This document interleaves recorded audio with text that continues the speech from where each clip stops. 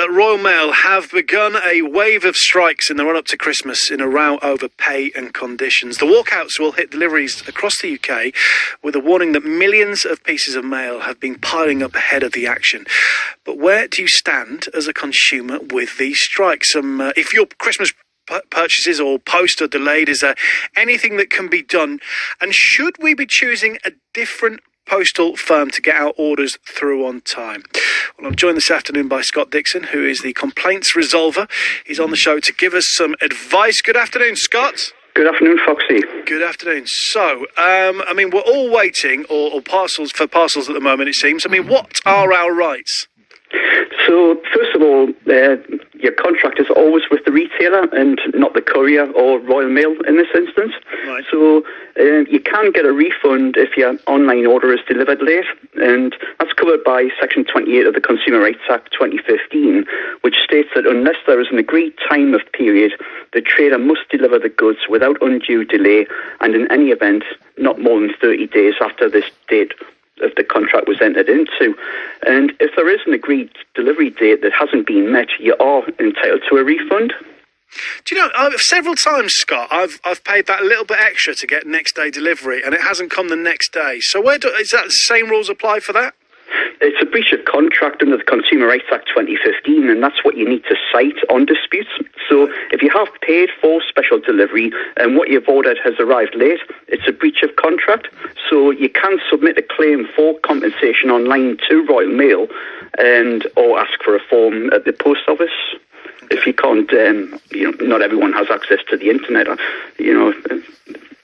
it's something to consider as well. Yeah, absolutely.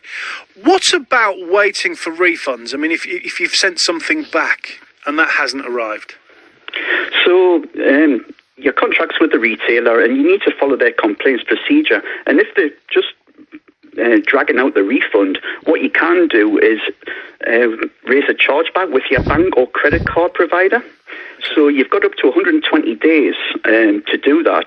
And it's a voluntary scheme for debit cards with your bank, and with credit cards, anything over £100, the credit card company is jointly liable on disputes. But under that, you can just raise a chargeback anyway within 120 days.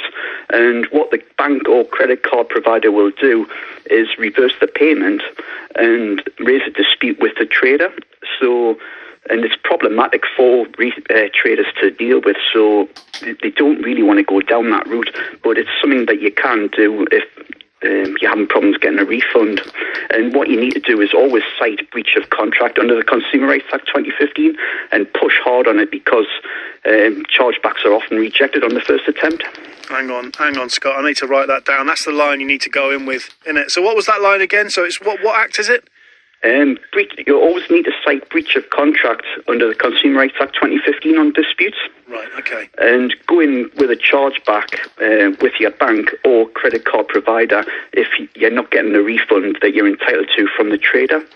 And you need to, as I say, you need to push hard on that, because traders often reject it on the first attempt.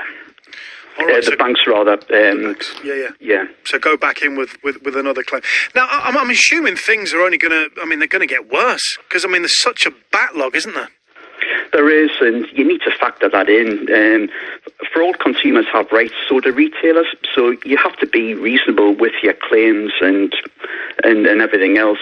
But, if a parcel doesn't turn up, you can request a redelivery. So that's...